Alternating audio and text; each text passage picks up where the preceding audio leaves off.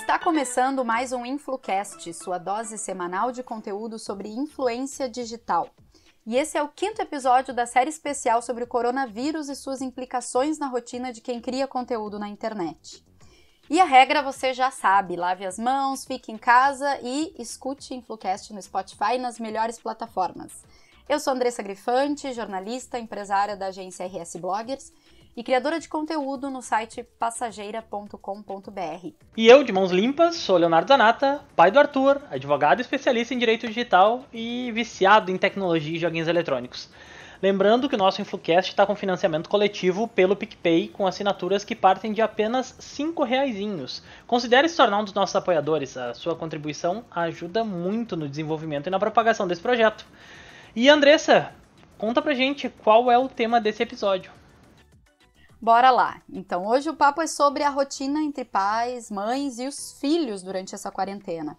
Quais os desafios de trabalhar em casa, dividindo a atenção com as crianças ou adolescentes? Como auxiliar na educação dos filhos nesse período sem creches e sem escolas funcionando? Como explicar para as crianças o momento em que estamos passando?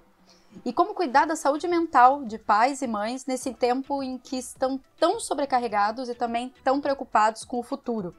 Então essas são algumas das perguntas que a gente vai fazer aqui para nossa convidada, Roberta Duarte, que é mãe do Gabriel, de 9 anos, e do Alexandre, de 5, influenciadora digital e editora do blog Amigas e Mães. Seja muito bem-vinda, Beta. Olá, boa noite, tudo bem? Tudo certo. E eu já vou começar aqui a te perguntar, mas eu quero começar de um jeito mais light, te perguntando o lado bom de passar tanto tempo aí com os filhos, com o marido. A gente sempre vê levantarem as questões problemáticas assim dessa convivência, né, por tanto tempo, mas a gente vê pouca gente apontando também esse momento que acaba sendo único de conexão entre as famílias, de união, de solidariedade. Então eu quero que tu conte pra gente como tem sido aí a tua rotina e o lado bom dessa nova rotina. Uma coisa que a gente sempre pede é tempo, né? Parece que o universo ouviu a gente e nos deu tempo. E geralmente pai e mãe tá sempre correndo atrás da máquina, né? E não tem esse tempo em família. Geralmente é a mãe com os filhos ou só o pai. Mas às vezes toda a família em si não consegue ter este tempo. Então, é uma coisa que eu sempre comento com os meus filhos aqui em família, com meu marido, que a gente sempre tem que ver o lado positivo das coisas, né? Que tudo na vida a gente tem que tentar ver o lado bom. E de tudo isso que está acontecendo, tem este lado do tempo, que a gente pode sentar, a gente pode ver um filme em família, a gente pode jogar jogo que é de 4 participantes que a gente nunca joga porque nunca tem um número certo. Este momento é um momento de se reconectar, de reaprender a ser mãe, reaprender a ser pai, porque às vezes as coisas básicas a gente esquece, porque a gente está no automático, né? E agora a gente não está no automático. Então a gente está conseguindo ter este tempo. Uau, adorei a forma como tu colocaste, Beta. Eu, sendo o pai do Arthur e ele tendo apenas 5 meses, já deu para notar a diferença, né, da quantidade de tempo e do impedimento que nós tivemos de efetuar algumas saídas, alguns passeios, até por questões de entretenimento. Isso acaba influenciando, sim, e a gente já nota e já vê que ele sente isso, sabe? A gente sente um tédio latente pela falta do passeio de carrinho, pela saída que ele ia conosco, todos os dias ele ia pro cross, as saídas que a gente dava de passear de carrinho, de ver o verde, enfim, de fazer outras coisas que não seguir uma rotina de casa, né? Então, nossa, assim, ó, é bem legal reaprender e ter essa oportunidade de conviver mais tempo, de fazer outras coisas, de mudar essas rotinas. Isso é muito bacana. Eu, como tenho 2, né? Tudo em dobro. Sim. E até o jogo de videogame, que o mais velho, às vezes, queria jogar com o pai e nunca tinha tempo, porque às vezes o meu marido, na hora que chegava, já não era mais a hora do jogo. Agora eles estão tudo jogando junto, tem até campeonato, entendeu? Que legal. Que legal. Estou ansioso pela minha vez. Mas, Beta, com a idade que teus filhos têm, eles entendem e lidam bem com essa situação de não poder visitar um amiguinho, um coleguinha, de não poder ir jogar com a turma, ou descer pro play, ou de, principalmente, não ter uma rotina escolar. Tu precisou encontrar alguma maneira mais didática para contar para eles o que é isso tudo que tá acontecendo e o porquê de nós termos, principalmente, de lavar as mãos o tempo todo e de tomar todos esses cuidados extras com a saúde, além da questão toda do distanciamento social, né? Tem muita gente que não tá levando a sério o distanciamento social e ainda segue indo pra casa de um, de outro, sai para um jantar, sai isso, sai aquilo e evita esses cuidados básicos. Então, o que tu me diz? Bom, tu sabe que eu fui conhecer o coronavírus pelo meu mais velho. Eu conheci assim, brincando, porque lá em fevereiro, ele já veio assim, mãe, eu queria levar um álcool gel pra escola. Olha só. Fevereiro. Daí eu falei, mas Gabriel, como assim, meu filho, né? A gente tem álcool gel em casa, assim. Mas ele não carregava na mochila. Ele, mãe, eu não sei se tu já viu, mas lá na China tem um tal do coronavírus. Olha só. E eu falei, ai, Gabriel, lá na China, relaxa, meu filho. Eu falei assim pra ele. E daí, por favor, comprei o álcool gel pra ele. Né? Enfim, comprei porque ele queria, ele estava muito preocupado com isso. Começou, né, esse problema a aumentar cada vez mais e chegou para nós. E ele veio me explicar muito mais coisa, porque na escola também vieram ter toda essa didática. E ele falou, viu, mãe? Eu te avisei lá em fevereiro. E daí, como eu tenho o Gabriel de 9 anos, ele acaba muito ensinando o irmão de 5. Né? O Alexandre também na própria escolinha dele, né, antes das escolas fecharem, também teve toda uma música, na minha época tinha aquela música, né, que vocês devem conhecer, né? Uma, lava outra, lava uma, lava outra, lava uma mão, lava outra, lava uma mão, lava outra, lava uma mão, lava outra. Sim. E ele chegou em casa cantando essa música para me ensinar como que eu tinha que lavar as mãos. E então, assim, tá bem tranquilo, porque quando fechou as escolas e as professoras mesmo, né, falaram, e eles chegaram em casa e eu conversei e disse, gente, a gente vai ficar em casa, mas lembrando que não é férias. Né? Uhum. Vocês não acham porque a escola fechou que a gente vai pra praia, que a gente vai no cinema, enfim, não tem nada aberto. Então eu continuei uma rotina, sabe? Pra eles não acharem que, oba-oba. Durmo a hora que quero, acordo a hora que quero e vou jogar e vou brincar o dia todo. Então assim, eu tô até bem surpresa. Porque o Gabriel vai fazer aniversário agora dia 12 de abril, né? E ele ele mesmo me diz, ai mãe, a minha comemoração vai ter que ficar só pro ano que vem, né? E eu, Gabriel, por quê? Coronavírus, né, mãe? Como é que as pessoas vão me abraçar e querer comemorar? Vai ter que ser tudo ele já online. sabe que isso vai durar ainda algum tempo, né? Porque veio o comunicado da escola que não vai ter aula por tempo indeterminado. Sim. Ei, até pra gente avisar a audiência aqui, a gente tá gravando isso em 29 de março. Então, a gente já faz uma ideia aí de que vai até metade do próximo mês, né? Acredito que a metade de abril ainda vai ter todos em casa, né? Ou mesmo assim a coisa pode até começar a retomar, mas a gente sabe que vai ser num ritmo muito mais lento. Eu acho que escola não vai começar direto, assim. Eu acho que não vai ser uma das primeiras coisas que vai ser retomada. Mas assim, Beta, quando a coisa aperta, porque deve ter um momento aí que a coisa aperta, né? São 2 filhos e daí cada um quer fazer uma coisa e tem que ter tempo de produzir, de trabalhar, o marido também. O que tu tem feito que, né, não sei se tu tem alguma atividade, alguma coisa assim que tu tenha incluído nessa tua rotina para evitar entrar num pânico ou evitar enlouquecer. Tu tem tido alguma rotina, uma atividade? Sim.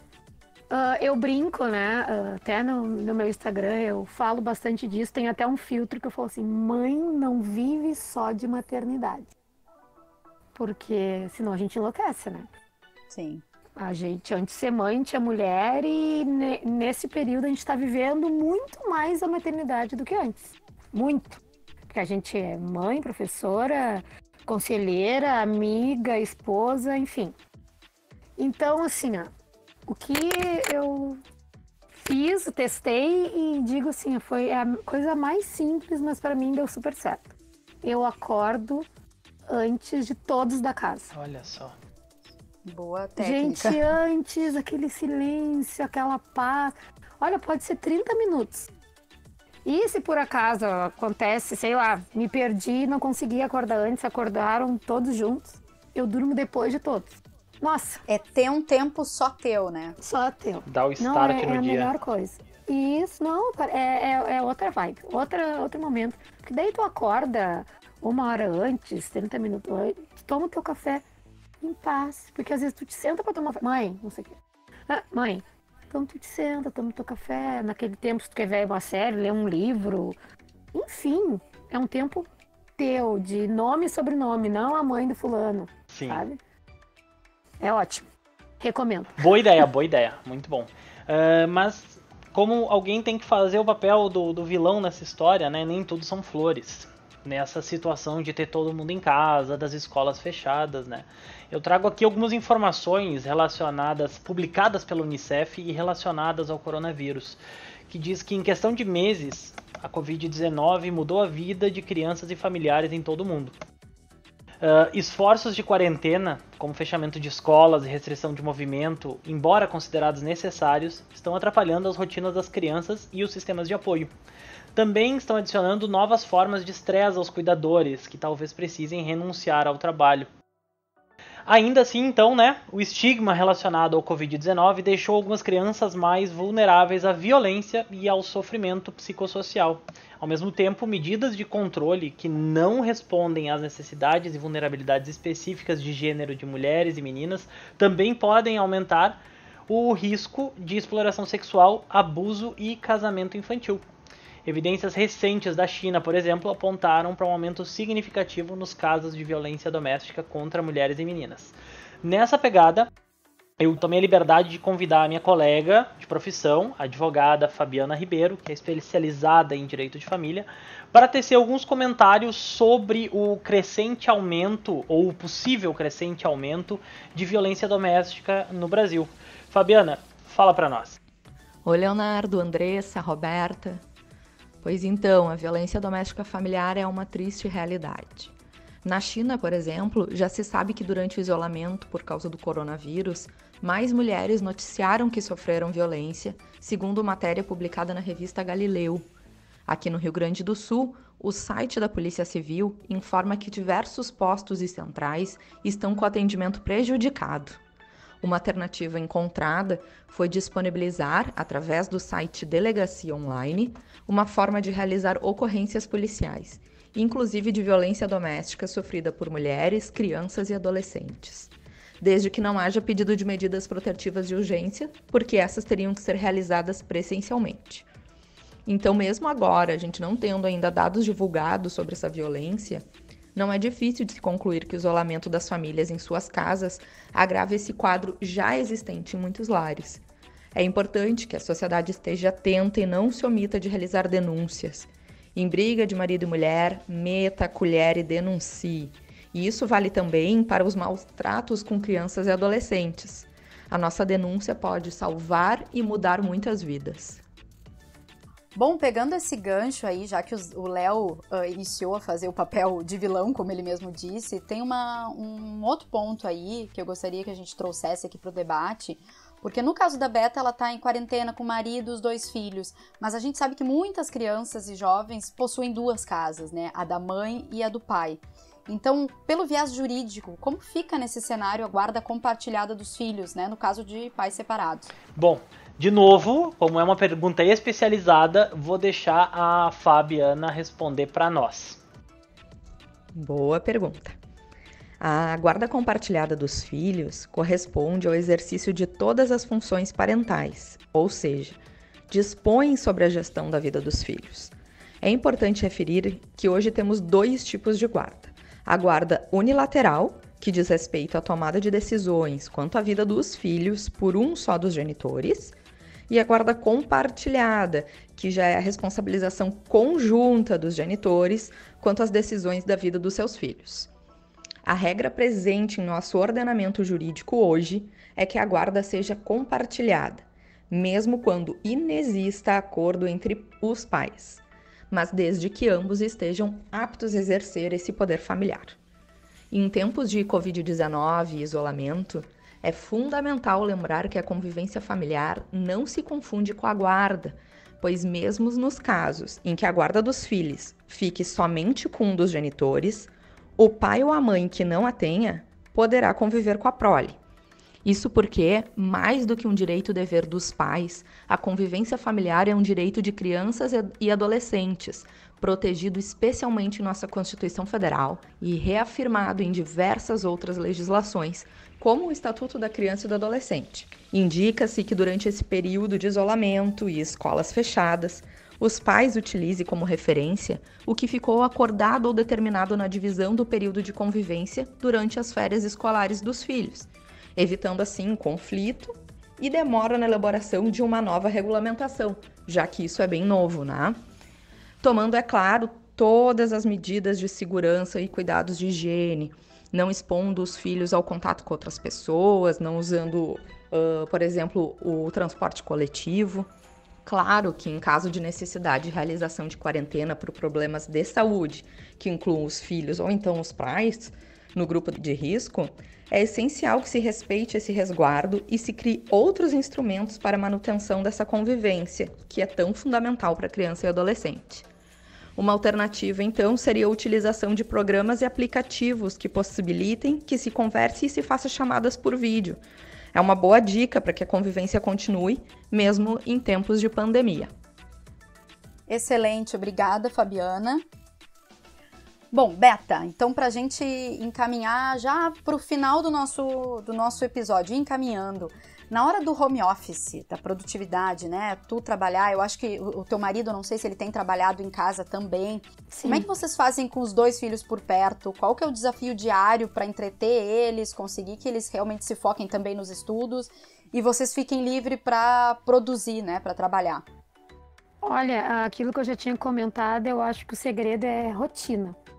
Criança precisa de rotina porque criança, se tu não fala o que ela tem que fazer, é pior. Porque ela fica ali tentando chamar a atenção para ter a atenção.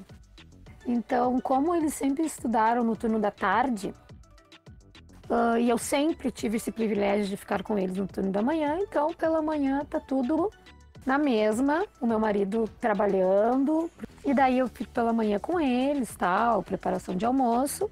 À 1h20 eles entrariam na escola. Então, à 1h20 começa tarefas. O Gabriel na aula dele online, que a escola dele por dia manda tarefas. E daí o Alexandre tem 5 anos, é numa escola de educação infantil, mas eu já deixo folhas preparadas, ou desenho para ele colorir, ou eu coloco letras, ele tem que desenhar. E às vezes eu deixo preparado stop para ele, sabe? Que eles brincam entre eles. Atividade não falta. O Alexandre não sabe escrever, mas sabe desenhar. Então o Gabriel às vezes escreve e ele desenha. Enfim. Legal. E daí eu faço os horários, o horário do lanche e assim vai. Daí depois das 6 horas é tranquilo, porque daí meu marido já bateu o ponto, mesmo que às vezes continue trabalhando, mas aquele período da 1h20 às 5h30, eles ficam ali com tarefas didáticas, né? E aí essas tarefas tu prepara um dia antes, na noite anterior, e aí tu deixa, ó, de tal a tal horário vai fazer isso. Legal. E tem funcionado, Beta? Sim, tem, porque ele é tudo uma forma meio lúdica, né? Não é aquela cobrança. E o Gabriel, como tem as tarefas da escola, e o Alexandre também quer, né? Ele pensa, por que o Mano tem ou não? Quero o tema também. Mal ele sabe. Mal ele sabe. Mas, às vezes, dá aquelas briguinhas de irmão, ou assim... Pessoal, não tô afim, né, hoje, mas é normal do nosso dia a dia, isso não é porque estamos passando por isso, mas tá fluindo, tá fluindo. Sabe o que eu digo pra ele sempre? que é um dia de cada vez, É isso sabe? aí. É um dia de cada vez, não adianta.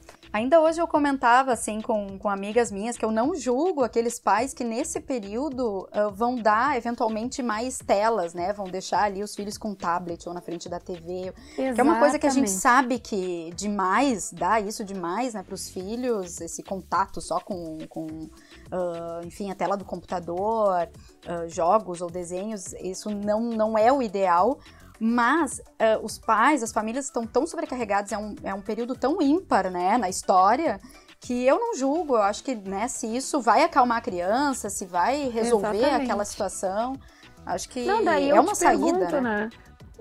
O que seria o ideal? Ninguém sabe. Exato. Como é uma novidade para todos, é mundial, o ideal é fazer isso, o ideal é fazer aquilo, não sei, a gente vai aprender tudo junto, entendeu? O ideal era a gente não estar em quarentena e não ter um coronavírus solto por aí, né?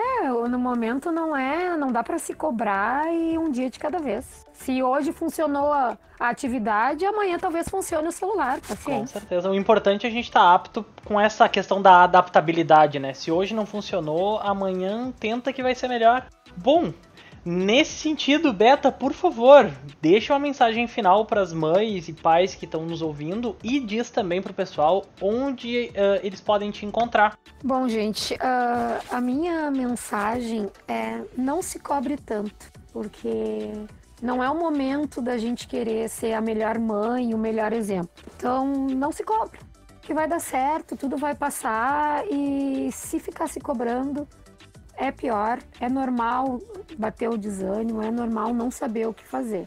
Então, acho que se não se cobrar tanto, talvez fique mais fácil, porque a gente está fazendo o nosso melhor.